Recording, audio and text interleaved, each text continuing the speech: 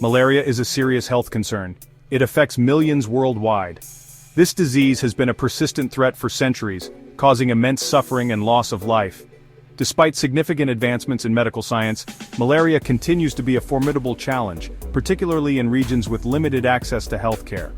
The impact of malaria is not just limited to health, it also affects the economic and social fabric of communities, trapping families in a cycle of poverty and illness.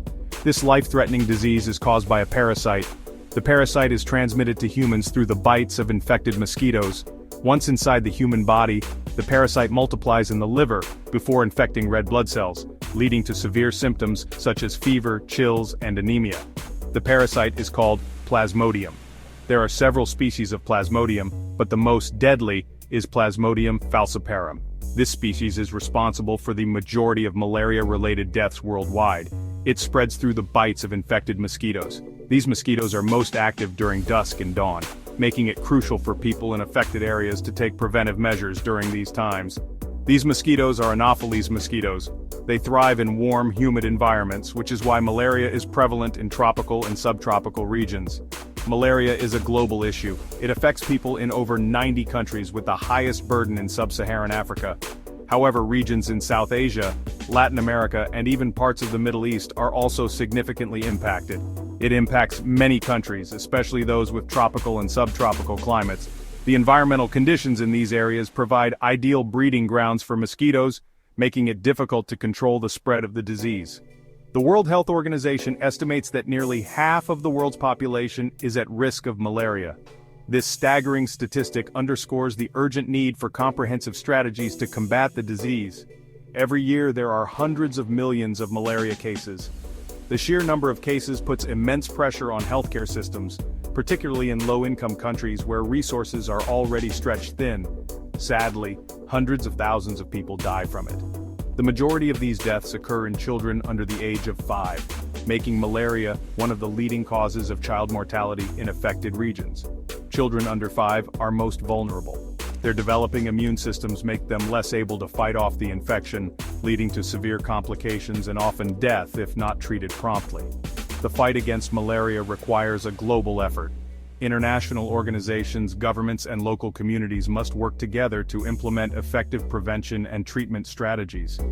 We need to focus on prevention, diagnosis, and treatment.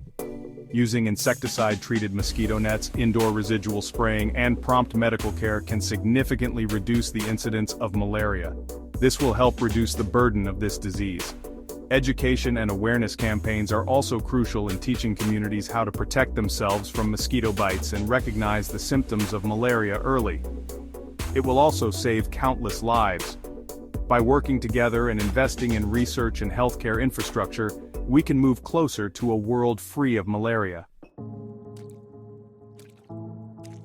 The malaria parasite is a fascinating organism. It has a complex life cycle. This cycle involves two hosts, humans and mosquitoes. Understanding this cycle is key to combating malaria. The journey begins when an infected Anopheles mosquito bites a human. The mosquito injects microscopic parasites into the bloodstream. These parasites are called sporozoites. They travel to the liver. In the liver, the sporozoites mature and multiply. They transform into merozoites. These merozoites are then released back into the bloodstream. In the bloodstream, the merozoites infect red blood cells. They multiply further. This causes the red blood cells to burst. The cycle of infection continues. There are several types of Plasmodium parasites that cause malaria. Plasmodium falciparum is the most dangerous. It is responsible for the most severe cases. Plasmodium falciparum is particularly deadly because of its ability to multiply rapidly in the blood. This can overwhelm the body's defenses. It can lead to serious complications. One such complication is cerebral malaria. This affects the brain. It can cause seizures, coma, and even death. Another serious complication is severe anemia. This happens when the parasite destroys red blood cells faster than the body can replace them. Plasmodium falciparum is a formidable foe. Early diagnosis and treatment are vital for survival. Malaria can be a tricky disease. Even after seemingly successful treatment, it can return. This is called relapsing malaria. It is particularly associated with Plasmodium falciparum. Relapsing malaria happens when some parasites remain dormant in the body after the initial infection. These parasites can reactivate later. This can happen weeks, months, or even years later. The ability of Plasmodium falciparum to cause relapsing malaria poses challenges for treatment. It requires a different approach compared to other types of malaria. Understanding the mechanisms behind relapsing malaria is crucial for developing effective treatment strategies. We need to target and eliminate these dormant parasites to achieve complete cure. Section 5. The Silent Return, a Case Study. To understand the challenges of relapsing malaria, let's look at a case study. This case will help us delve deeper into the complexities and nuances of this persistent disease. A young woman, let's call her Sarah, traveled to a malaria-endemic region. She was excited about her trip, unaware of the lurking danger. She took anti-malarial medication as prescribed. Sarah was diligent, ensuring she followed the medical advice to the letter. She returned home feeling healthy. Her trip had been a success, and she resumed her daily life without any immediate health concerns. Several months later, Sarah experienced a sudden onset of fever, chills, and body aches. These symptoms were severe and unexpected. She was diagnosed with malaria. This was puzzling. How could she contract malaria after taking all the necessary precautions? She had taken her medication diligently. There was no lapse in her adherence to the prescribed regimen. Further investigation revealed that Sarah had a case of relapsing malaria. This form of malaria is particularly insidious. Some P. falciparum parasites had remained dormant in her liver. These parasites can evade the immune system and standard treatments. These parasites had reactivated, causing a new infection. This reactivation can happen months or even years after the initial infection. Sarah's case highlights the silent threat of relapsing malaria. It serves as a stark reminder of the challenges in eradicating this disease. It underscores the importance of follow-up care and awareness among healthcare professionals. Continuous monitoring and education are crucial in managing and preventing relapsing malaria. Section 6. Detecting and combating the invisible enemy. Diagnosing malaria promptly is crucial for effective treatment. Early symptoms of malaria are often flu-like. This can make it difficult to diagnose based on symptoms alone.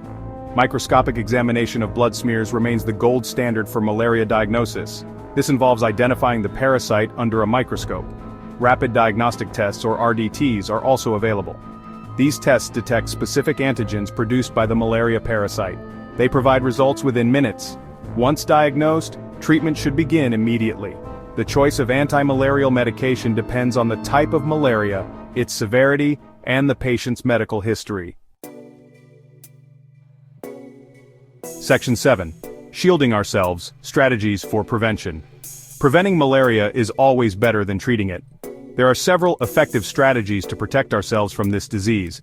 Mosquito nets, especially insecticide-treated nets or ITNs, are a simple yet effective way to prevent mosquito bites.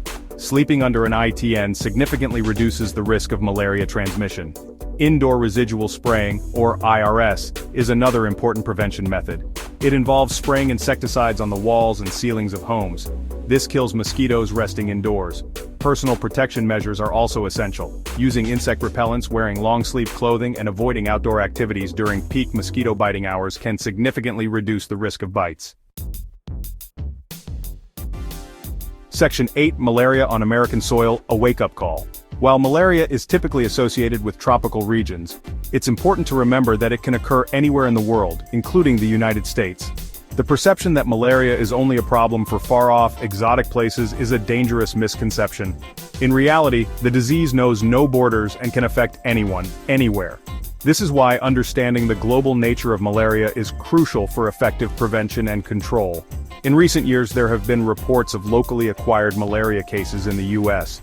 These reports are not just isolated incidents but a growing concern that needs immediate attention. The presence of malaria in the U.S., even in small numbers, indicates that the disease can re-emerge in areas where it was previously eradicated.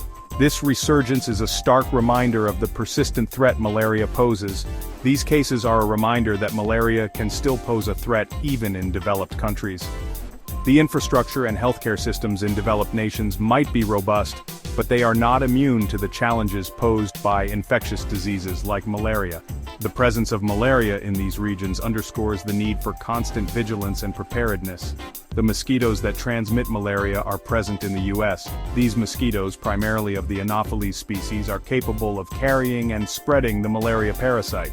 Their presence in the U.S. means that the potential for malaria transmission is always there, especially if they come into contact with an infected individual. They can potentially spread the parasite if they bite someone who has been infected with malaria in another country.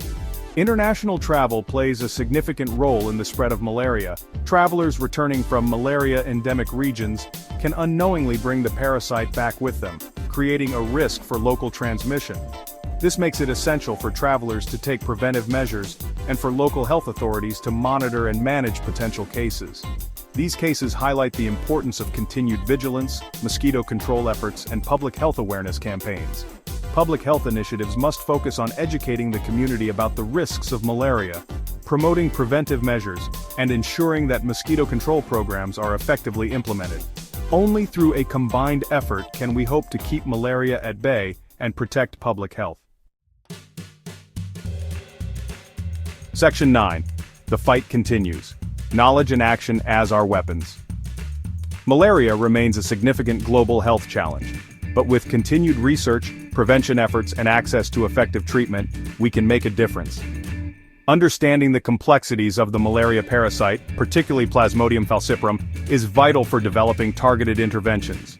We need to stay ahead of the parasite's ability to adapt and evolve.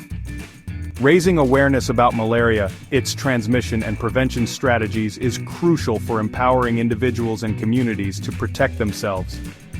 Knowledge is power in the fight against this disease. By working together, we can strive towards a world free from the burden of malaria.